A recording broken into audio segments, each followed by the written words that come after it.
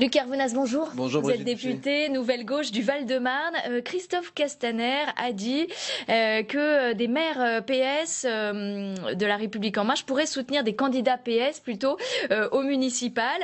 Est-ce que si c'est le cas, les socialistes devront être exclus du Parti socialiste? D'abord, je me rends compte que Christophe Castaner s'est fait un petit peu un filet, puisque d'abord c'est surtout LR, surtout des maires de droite, et puis ensuite et en même temps ils sont allés aussi évoquer les maires socialistes. Écoutez, un maire qui est sortant, il va vers ses électeurs avec un bilan, un projet. Après, c'est lui qui compose sa liste, mais s'il y a des marcheurs déçus qui veulent revenir sous l'égide du Parti socialiste parce qu'ils se rendent compte que cette politique n'est ni de gauche et de droite, mais de droite et de droite libérale. Eh bien, ils pourront figurer sur des listes socialistes. Ils pourront figurer sous la bannière du maire socialiste sans être marcheurs. Ils pourront figurer sous la bannière du maire socialiste parce qu'ils adhèrent à un projet municipal. Sauf que c'est pas ce que dit Castaner. Castaner, lui, dit on va aller débaucher, on vous tend les bras, mais en même temps, vous allez signer une charte de soumission.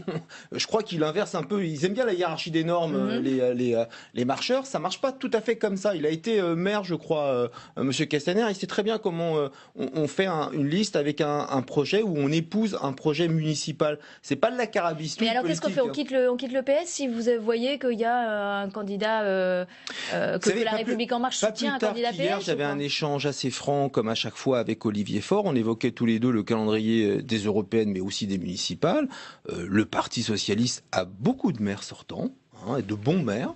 Il n'y a pas à plier le genou, à aller chercher une quelconque soumission à la République En Marche. D'ailleurs, les partiels l'ont montré. Mais ça veut dire quoi? Que vous aurez des candidats PS partout, comme le dit aussi les Républicains? Non, on n'aura pas des candidats PS partout, parce que, vous le savez, moi j'ai prôné la gauche arc-en-ciel.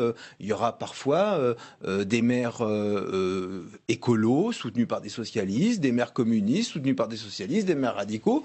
Nous, ce qu'on veut, c'est soutenir les maires de gauche sortants. Les maires de gauche sortants. Ce que je veux, moi, c'est voir dans ce pays la gauche reprendre le lien, comme il existe aujourd'hui localement, avec les Français, face à toute cette casse à laquelle on assiste de semaine en semaine. Donc Castaner et ses petits jeux de... Vous savez, c'est un peu les poupées russes, ni vu ni pris. Ça marche pas comme ça. Et encore une fois, ces invectives de soumission à la République En Marche, il peut se les garder. Est-ce que votre logique, elle vaut aussi pour les européennes? Est-ce qu'il y aura des alliances avec d'autres partis? Moi, je le souhaite. Moi, je souhaite qu'il y ait une union de la gauche. J'ai regardé avec beaucoup d'intérêt l'invitation de Pierre Laurent pour le 2 juillet prochain. J'espère que le Parti socialiste sera invité. Je pense que c'est l'envie de Pierre Laurent de parler à tout le monde.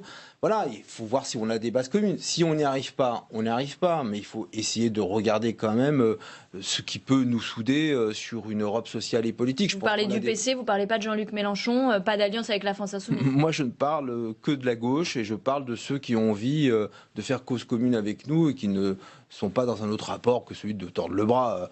Un jour, si Mélenchon est dans de meilleures conditions vis-à-vis du PS, tant mieux. Mais vous savez, il a fait plus de 30 ans au Parti Socialiste, Jean-Luc Mélenchon, donc c'est toujours ceux qui vous connaissent le mieux qui sont les plus durs avec vous. Sauf qu'aujourd'hui, il est devant vous dans tous les sondages pour les européennes. 10%. 10% à un an des élections devant nous. Oui, on est à 6, les écologistes sont à 8, Génération est à 2. Je vois juste que la somme de tout ça, même si on n'additionne pas des choux et des carottes, peut faire front commun par rapport à la République En Marche et l'extrême droite. On voit le petit jeu qui se met en place. Moi, je ne suis pas défaitiste. Maintenant, ce qu'il faut surtout souligner, c'est que nous sommes tous très bas.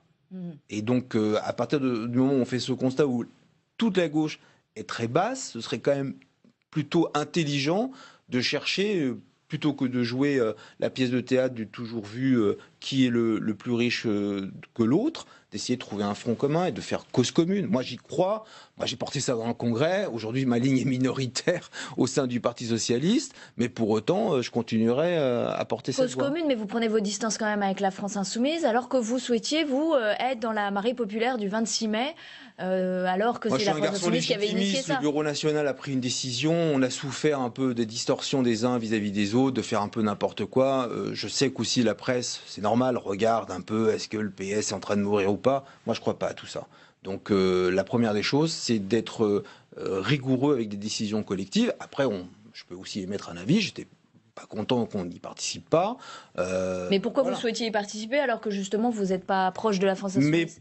Parce que d'abord, je me souviens pas qu'il y avait que la France Insoumise dans cette manif. Non, mais elle a largement initié quand même cette initiative. Et alors, moi j'ai pendant 6 mois défendu le parti des causes. Donc si maintenant, dans l'état dans lequel on est, regardez, LFI est à 10, nous on est à 6, si à 4 points près, en fait tout ça se vaut, on en est à regarder qui organise quoi, moi je regrette juste cette posture radicale. J'ai le sentiment que Mélenchon est en train de changer de discours sur une ligne de rassemblement. Je trouve qu'ils se trompent sur l'histoire du curseur qui est plus à gauche, donc sur eux, le curseur il n'est pas plus à gauche, le curseur il s'est déplacé tout simplement sur ce qu'on appelle le marais électoral, tous ces indécis, soit qui ne vont pas voter, soit qui se décident au dernier moment et qui changent les majorités. Donc à un moment donné, c'est ce marais électoral-là qu'il faut aller convaincre. Vous avez été candidat au poste de premier secrétaire du PS. Comment vous souhaitez aujourd'hui vous investir dans la relance du parti?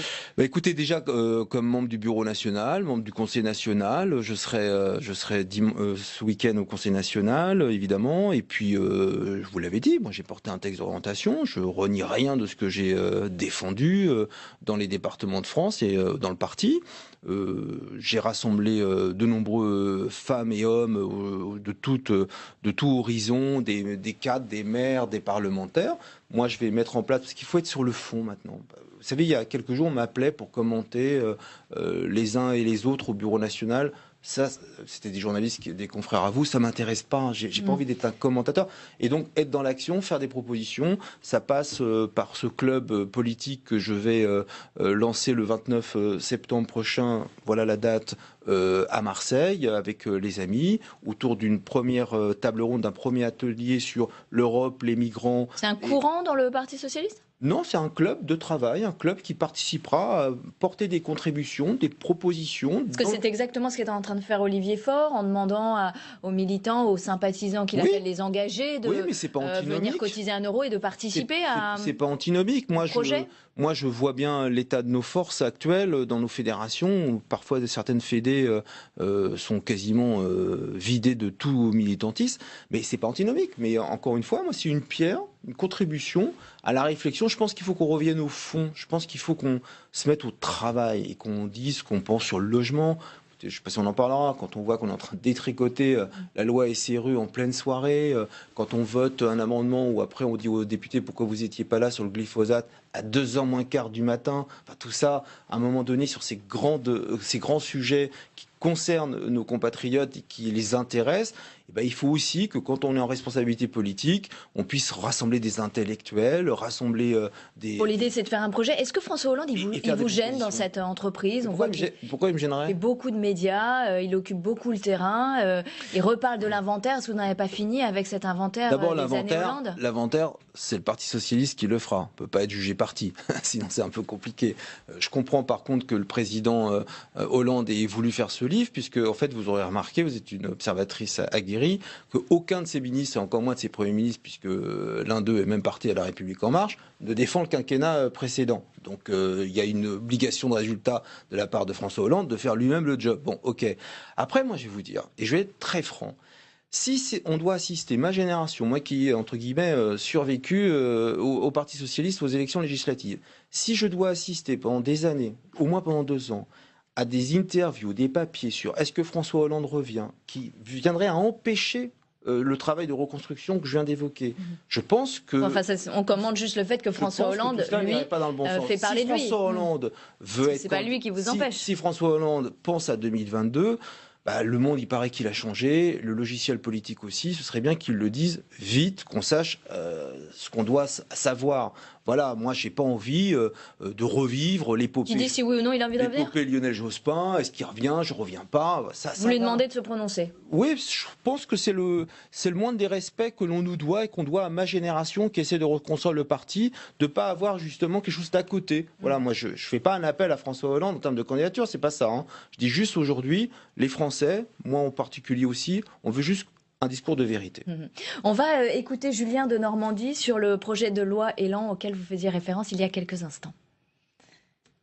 Quand on a construit la loi, on a interrogé 25 000 Français. 25 000. C'était une demande des Français eux-mêmes ? C'est une demande des Français. Pas de ceux qui construisent des logements neufs ? Mais c'est une demande des Français, mais encore une fois, toutes celles et ceux qui nous écoutent voient ces cas de figure où les chambres sont trop petites. C'est pas du tout quelque chose qui permet de faire diminuer le coût des logements. Voilà, c'était la question. C'est quelque chose qui permet de mieux utiliser l'espace dans les logements.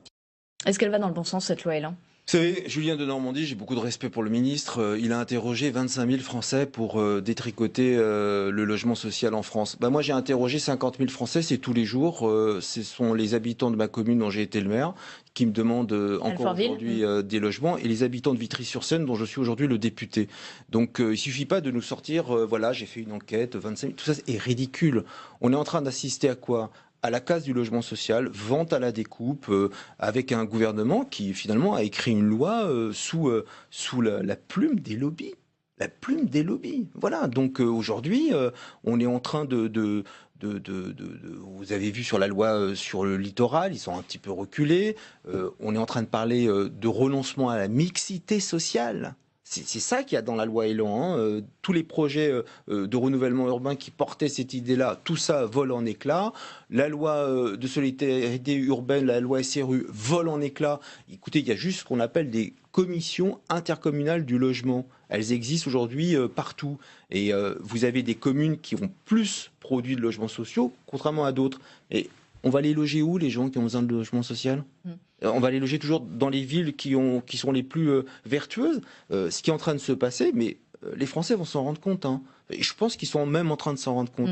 Va pas du tout dans le bon sens. J'écoutais Guillaume Chiche dans le couloir tout à l'heure, votre invité. Il dit on a été élu pour transformer la France. Moi aussi j'ai envie de transformer la France. Pas dans le même sens. Et j'ai pas envie de casser le modèle. C'est ça qui est en train de se passer. Autre question sur la PMA. Le compte-rendu des États généraux de la bioéthique montre une assez forte opposition à la PMA. Est-ce que vous doutez que le président légifère finalement pour autoriser la PMA pour tous ? Moi je pense qu'il ne le fera pas.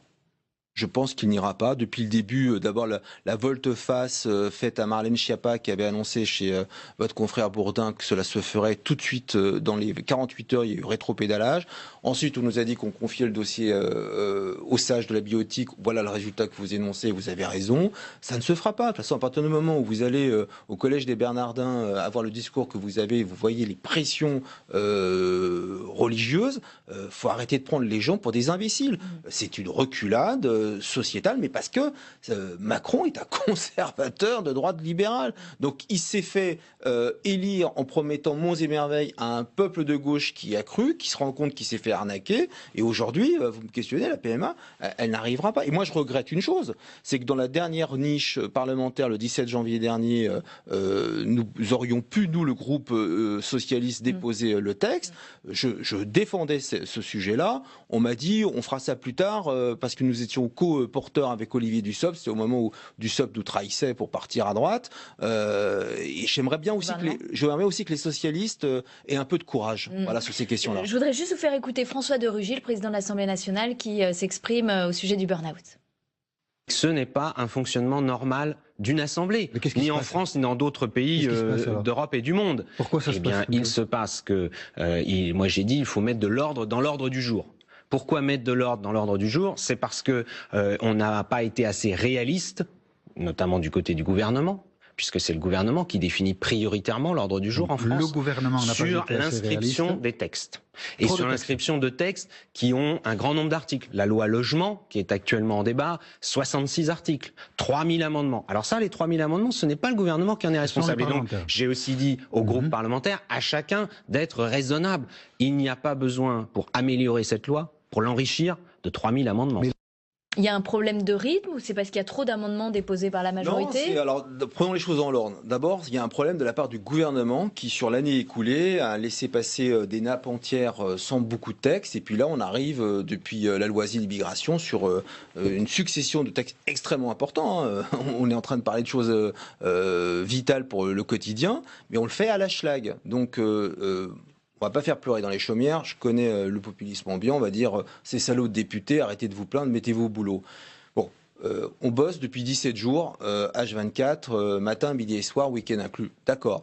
Mais moi, mon souci, c'est pas de bosser beaucoup. Le souci, c'est qu'on est en train de faire de mauvaises lois. Elles sont bâclées, ces lois ? Ça va trop vite ? Elles sont complètement bâclées. D'ailleurs, heureusement... Il y a beaucoup d'amendements, majorité et opposition. Heureusement qu'il y a le Sénat aujourd'hui pour refaire un travail sérieux sur ces textes qui viennent des cabinets ministériels, votés à l'unisson de la part des députés marcheurs, qui en plus, Richard Ferrand a trouvé maintenant une nouvelle combine pour essayer d'étouffer la fronde, c'est de dire à ces députés, vous pouvez déposer vos amendements, vous les portez en séance, mais après vous les retirez. Donc en fait, on est en train de perdre du temps. Chacun fait son numéro de claquette avec son amendement, dit ce qu'il a à dire au micro. Sauf que quand arrive le moment du vote, le député dit je retire. Donc tout ça crée qu'on va encore débattre ce soir et cette nuit, encore une fois, de la loi SRU, du logement social. Je suis pas sûr que les Français avaient voté pour. Je suis pas sûr que et le coup d'après, c'est les institutions. Dans le même rythme, on va, avec cette nouvelle majorité qui sont pour la majorité des femmes et des hommes qui n'ont jamais fait de politique de leur vie, en un mois, ils vont faire exploser les institutions, faire un nouveau mode d'emploi à la main d'Emmanuel Macron. On sera en tout cas en train de nous battre et les socialistes, c'est ce qu'on fait. Merci Luc Carvounas d'avoir été avec nous ce matin, député Nouvelle Gauche du Val-de-Marne. Merci à vous et très bonne journée.